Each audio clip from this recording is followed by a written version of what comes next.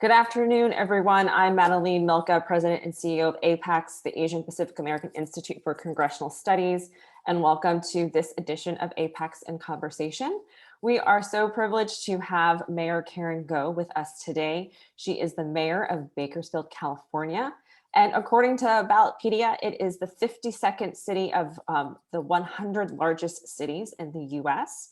Her term ends in 2025. She was elected in 2017.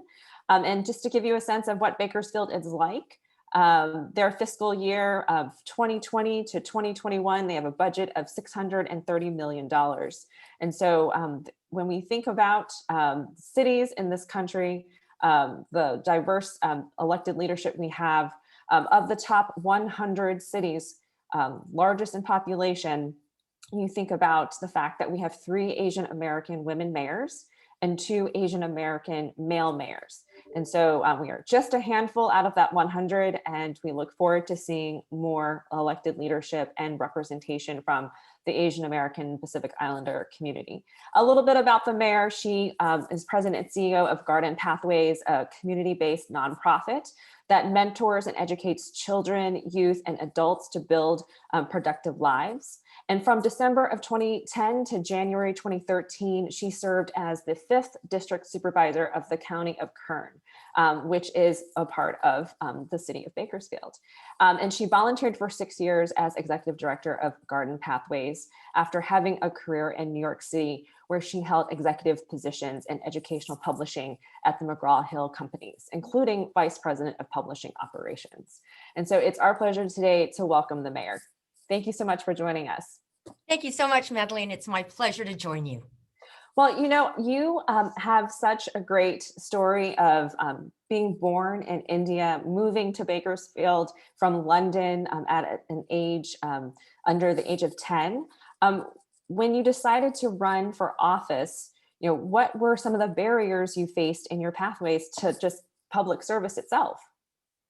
Well, I have a very extraordinary journey. I feel like I'm an ordinary person, but to get here has been an extraordinary pathway. Should I back up a little and give some of this context, Madeline, before we jump into that question? Absolutely.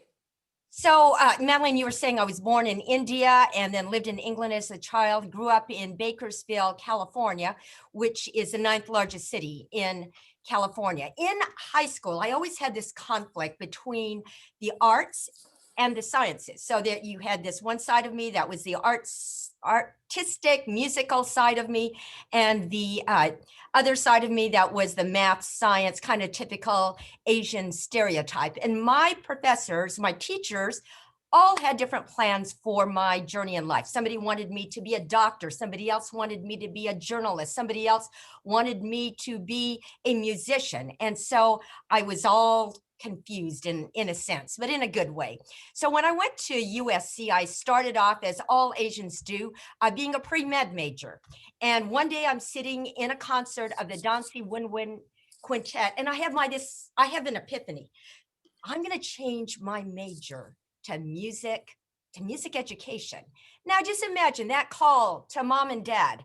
I was going to have this very stable, typical Asian career, and now I am changing to music education. But that one change actually made a big difference in the pathway that brought me to where I am today.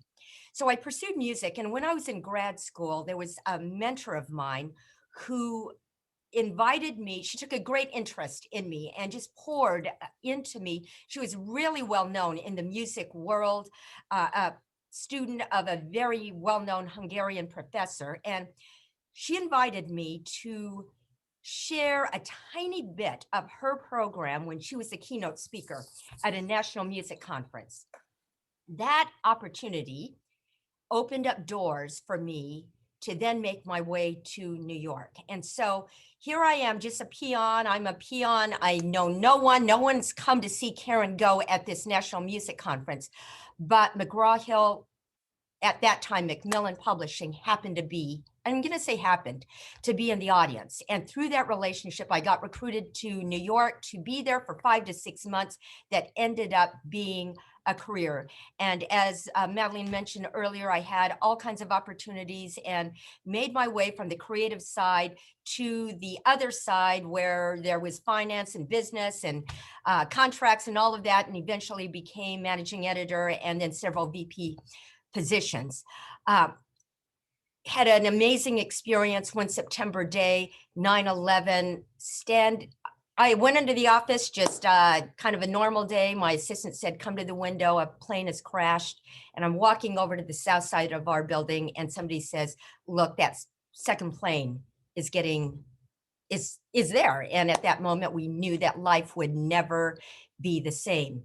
And so from that experience of 9/11, I realized that we're all the same on the inside. In spite of the exterior, we're all the same on the inside. It didn't matter whether you were in the mailroom wearing your company issued polyester jacket with your tennis shoes, or whether you were on my floor with your Armani suits, your Prada shoes, all of that. It didn't matter on that day. We were the same on the inside.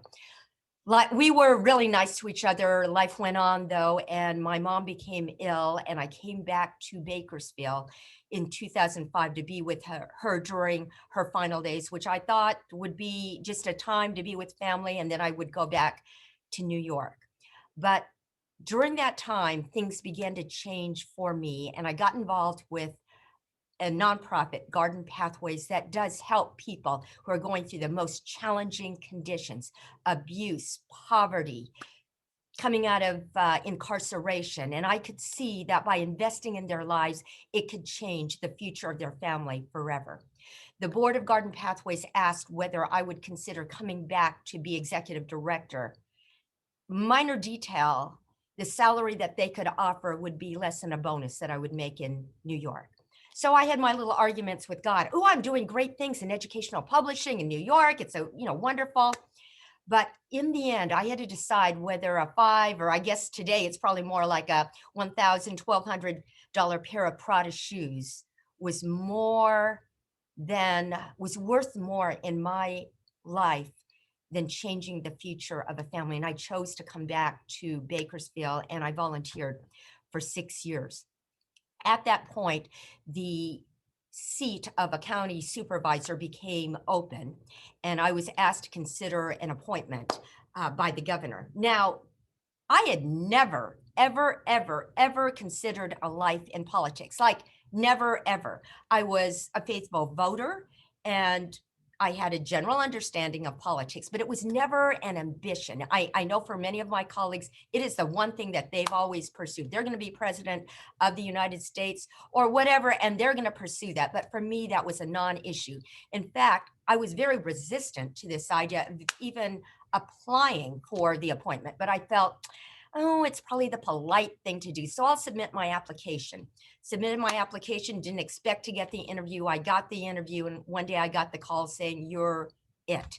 And so I had the privilege of going from a Fortune 500 company, working in that arena, working in the world of nonprofit, and then having the opportunity to serve in government.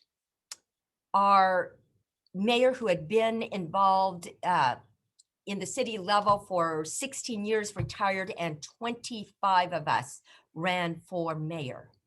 And this is what was reported. So Madeline, I'm coming back to your question. Our community is about 7% Asian. And this is what a political consultant said that was reported in our paper. Goh's image doesn't work for the mayor of Bakersfield. When you have cowboy boots and tight Levi's and can wear a hat, I think that's the other guy, he's got sort of a leg up. I still think the ultimate winners in politics are the ones voters feel comfortable with. And I don't think his impression was that Karen Goh, the Asian and only the second woman who really eventually was elected, fit that cowboy image. And I don't know whether my assistant is listening, but I had asked her to print out. Oh, maybe she did. Let's see whether you can see this. See that? I don't think I quite fit that image, but somehow made it into that. So Madeline, that was sort of a minor barrier there. So 7% Asian, and Bakersfield is a community in which we have many people who are very supportive of the life of the outdoors and this image. And at that point, Karen Goh didn't quite fit that.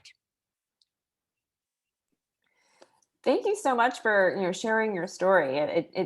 I always feel that those of the community who decide to go into public service do it because they recognize their why, and you recognized your why and decided that you were going to move forward with that, and that also brought about other opportunities for you to see how public service can affect people in your appointment. And I think this is a part of the conversation of what people also defined as who they think are our leaders, and you are also a definition of that, although you don't necessarily you're not walking around in cowboy boots. And so that is something that you told people that they could get over that idea and think of you also as a leader.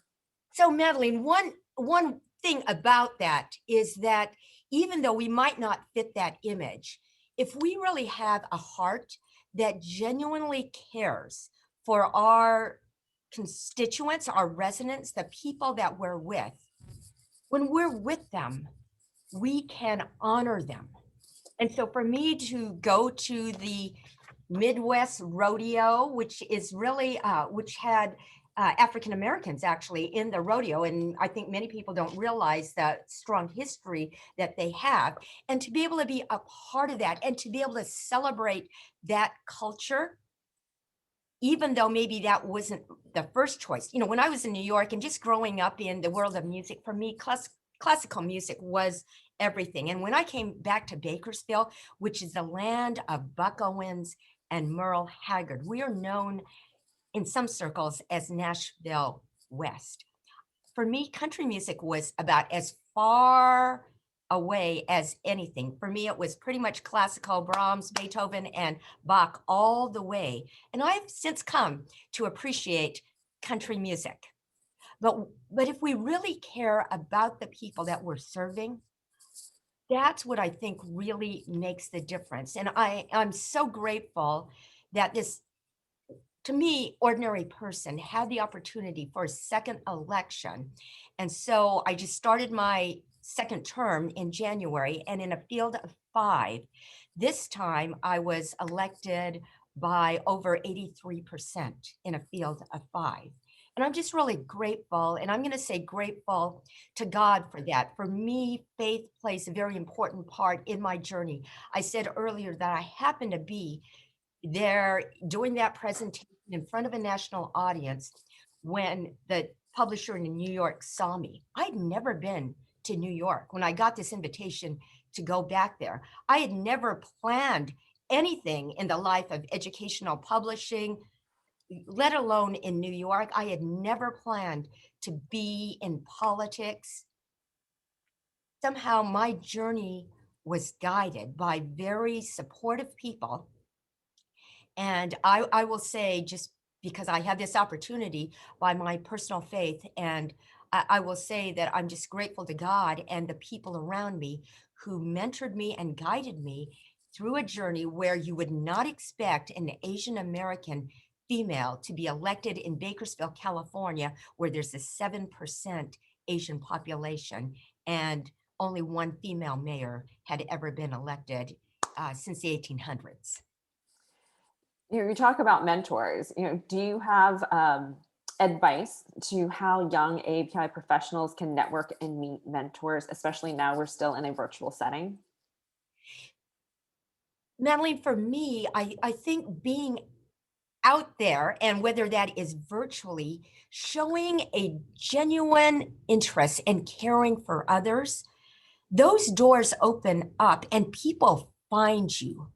And for me, I've just been so grateful that people have reached out to me. But I would say for our young Asian Americans, be there, and don't only be in Asian circles. You know, I think that is a mistake, to think that we only have to stick with people who look like us. Get out and have the broadest range of experiences, whether that's virtually, and now as our cities are opening up, get involved in a wide range of different kinds of activities where we're not doing it because we are seeking to be in politics, or we're seeking ambition, or we're seeking something for ourselves. To me, that is a really wrong way for advancement. And, you know, I know there are people who do that and they promote themselves. But if you want people that really understand that we care about them, and that we as public servants, remember, that's what we are. You know, rather, I hate the word just politicians. We are really public servants, and that word servants brings along with it being servants, a genuine caring and serving others. And I think that's how our gifts and that's how our talents make room for ourselves.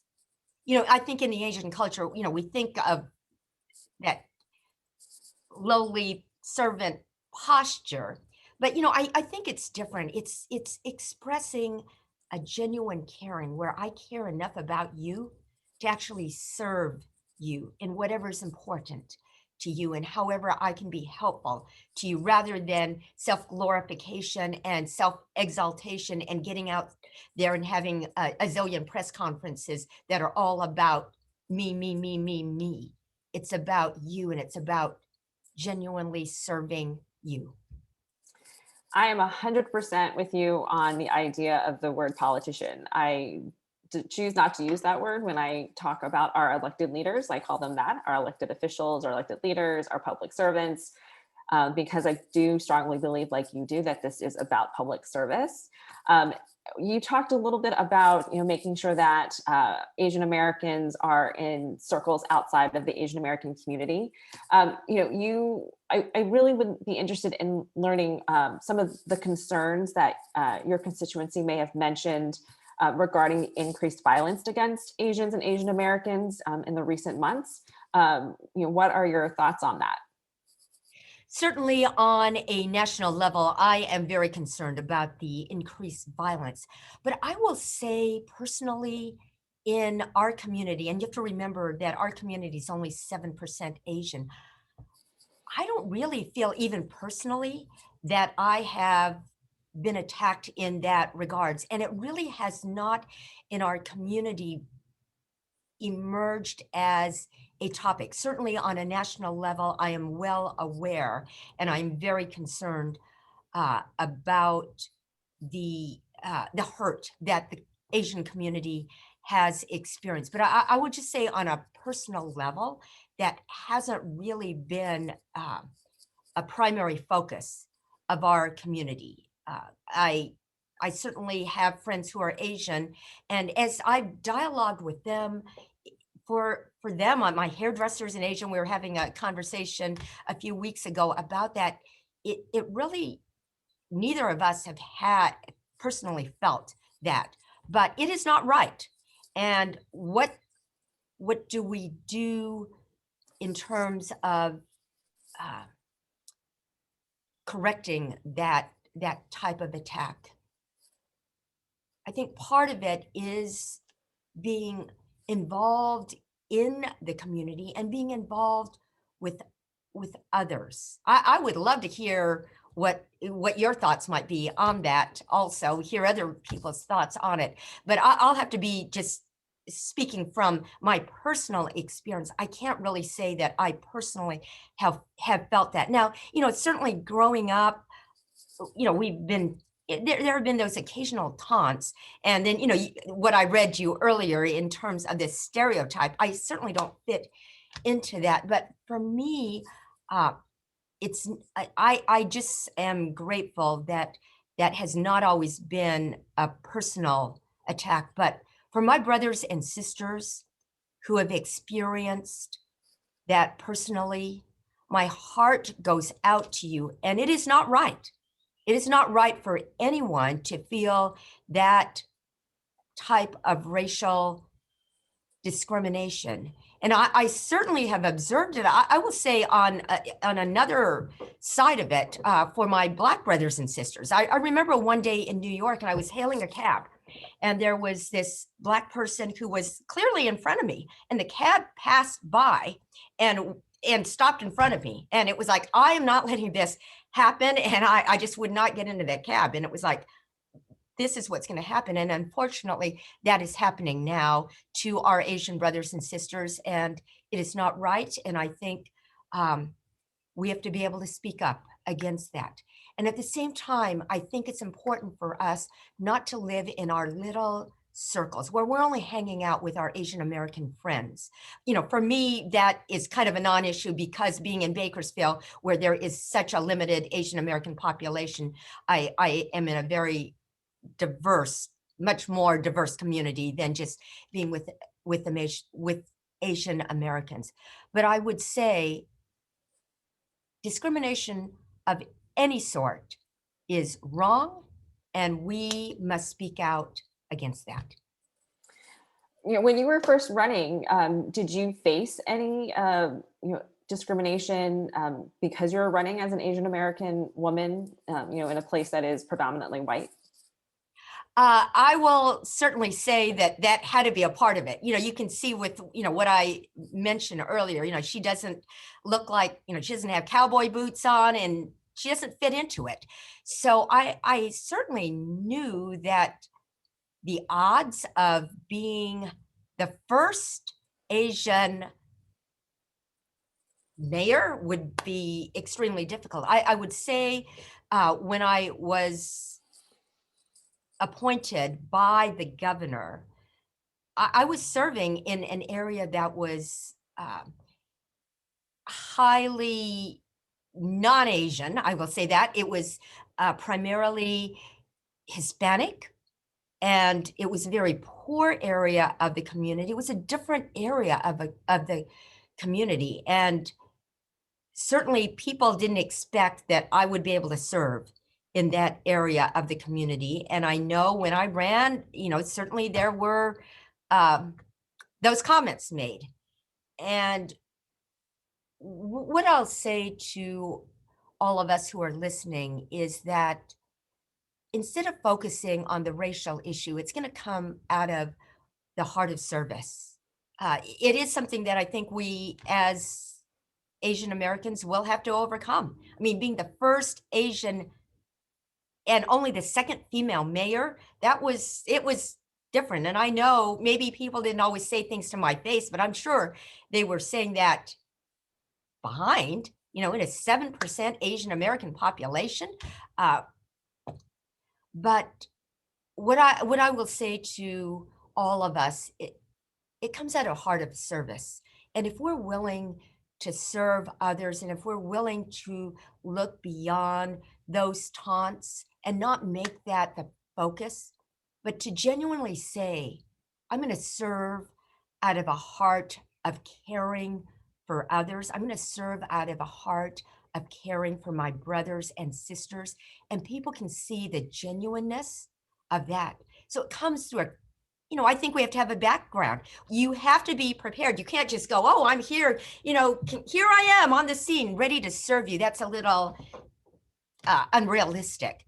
But I would say do everything we can to be prepared, to be equipped for what we are going to ask our electorate to help us with in electing us. But be prepared for maybe those taunts, but be prepared to serve. And when service is the central focus of what we do, that one's a hard one to overcome. When people try to take you in other directions, if you're there as the public servant, that will make all the difference. Whether we're serving, our white brothers and sisters, Hispanic, Black brothers and sisters, we're serving everyone because we're there with that genuine heart to serve. That has to be our priority.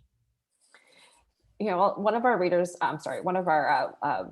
viewers here has asked a question about, since you had a non-linear pathway to public office, what other areas or institutions people should be networking to help in the journey. Do you have any advice for that question? Advice. Well, I'll just share out of my personal experience is really get involved in all areas of the community.